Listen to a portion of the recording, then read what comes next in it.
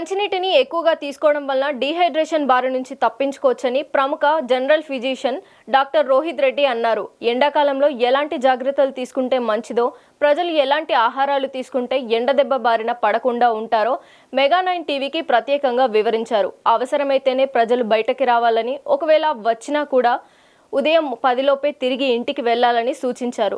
Cotton దుస్తులు, తలకి టోపీ ధరించడం ద్వారా ఎండదెబ్బ బారిన పడకుండా ఉంటారంటున్న డాక్టర్ రోహిత్ రెడ్డితో మా వరంగల్ ప్రతినిధి రాము ఫేస్ టు ఫేస్. ఎండలు మండిపోతున్నాయి. బానుడి బగబగలకు జనాలు బెంబేలెత్తుతున్న పరిస్థితి.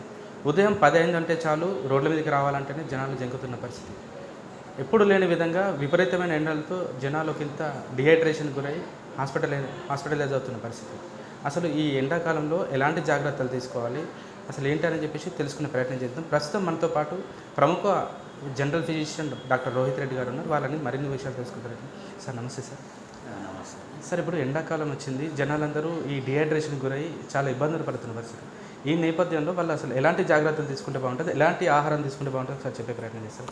నా పేరు డాక్టర్ రోహిత్ రెడ్డి ఆట, జనరల్ మెడిసిన్. జనరల్గా ఏంటంటే ఈ ఎండాకాలం అనేది మనకు మార్చ్, ఏప్రిల్, మే మంత్లో చాలా ఎండలు అనేది రావడం అయితే ఉంటుంది. మెయిన్గా ఎండలు అంటే మనకి ఇప్పుడున్న ఈ మే మంత్ స్టార్టింగ్లో అయితే మినిమం మనకు మార్నింగ్ 11 దాటంగానే 37 డిగ్రీస్ మినిమం ఉంటుంది. సో ఇలాంటి టైంలో మనం అత్యవసరమైన జాగ్రత్తలు తీసుకోవాల్సింది ఏంటంటే మెయిన్గా మార్నింగ్ ఉదయం 11 గంటల నుంచి 4 గంటల వరకు ఎంతవరకు మనకు బయటికి రాకుండా ఉంటే అంత మంచిది. అదొకటి. తర్వాత అదొకటే కాకుండా మన చిన్నపిల్లలు కూడా చాలా జాగ్రత్తలు తీసుకోవాలి. మెయిన్గా వాటర్ కంటెంట్ అనేది ఎక్కువ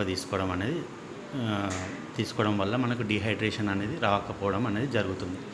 మెయిన్గా వాటర్ కంటెంట్ దేంట్లో ఎక్కువ ఉంటుంది అంటే మెయిన్గా పండ్లలో అంటే ఇట్లా మన పుచ్చకాయలు కానీ, లేకపోతే మన కర్బూజాకాయలు కానీ, మన వేరే డిహైడ్రేషన్ సంబంధించి దాన్ని సాల్వ్ చేయడానికి మాత్రం మన ఏదైనా షర్బత్ లాంటిది కానీ, బటర్ మిల్క్ లాంటిది కానీ, లేకపోతే ఓఆర్ఎస్ కంటెంట్ కానీ ఇలాంటివి తీసుకుంటే మంచిది. ఇలాంటి టైంలో ఈ ఎండాకాలంలో చాలామంది దాహం అవుతుందని కదా అని ఎన్నో ఈ కూల్ డ్రింక్స్, చల్లటి నీటి పదార్థాలు తీసుకోవడం జరుగుతుంది. ఆ కూల్ డ్రింక్స్ మాత్రం అస్సలకే తీసుకోవద్దు. దాంట్లో ఏంటంటే మెయిన్గా కార్బోనేటెడ్ డ్రింక్స్ అన్నమాట. అవి తీసుకోవడం వల్ల ఇంకా మనిషికి ఇంకా డిహైడ్రేషన్ అనేది గురి చేస్తుంది. ముఖ్యంగా ఎలాంటి జ్యూసులు తీసుకోవడం ద్వారా వాళ్ళు ఎండ నుంచి పరిశీలన పొందగలుగుతారు సార్. ఇంకొకటి, ఈ డిహైడ్రేషన్ వల్ల చాలామంది ఇప్పటికే హాస్పిటలైజ్ అయిన పరిస్థితి. వాళ్ళు అట్లా కాకుండా ఉండాలంటే ఏం చేస్తే బాగుంటుంది సార్? ఇక మెయిన్గా వాటర్ కంటెంట్ ఎక్కువ తీసుకోవడం అనేది మంచిది.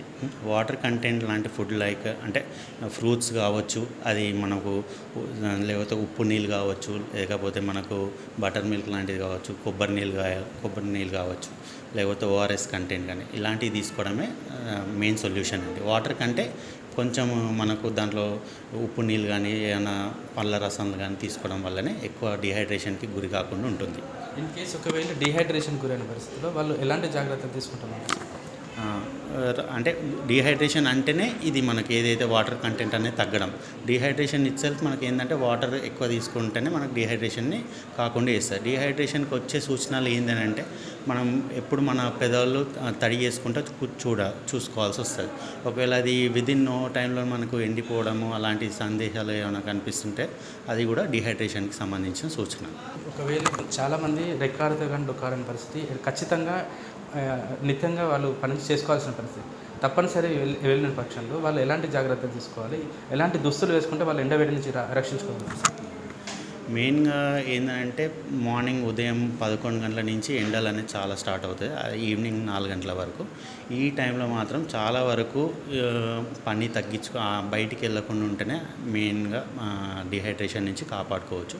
ఒకవేళ అత్యంత అవసరమైన పనులకు వెళ్ళాల్సి వస్తే మాత్రం కొంచెం లూజ్ బట్టలు లాంటి సన్నటి క్లాత్ అట్లాంటివి వేసుకొని స్కిన్ మెయిన్గా మన ఎండ నుంచి కాపాడుకోవాలి. ఎందుకంటే డిహైడ్రేషనే కాకుండా మనకు స్కిన్ అంటే మన ఈ ఎండ ద్వారా స్కిన్ ఇన్ఫెక్షన్స్ కూడా చాలా కారణాలు వచ్చే అవకాశాలు ఉంటాయి.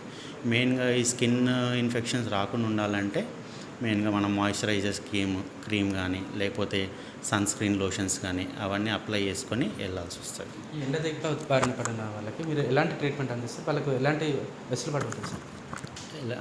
ట్రీట్మెంట్ అంటే ఏం లేదు, వాటర్ కంటెంట్ ఎక్కువ తీసుకోవాలి. అట్లీస్ట్ ఎవరైనా ప్రతి లీటర్స్ అయితే మినిమం తీసుకోవాల్సి వస్తుంది.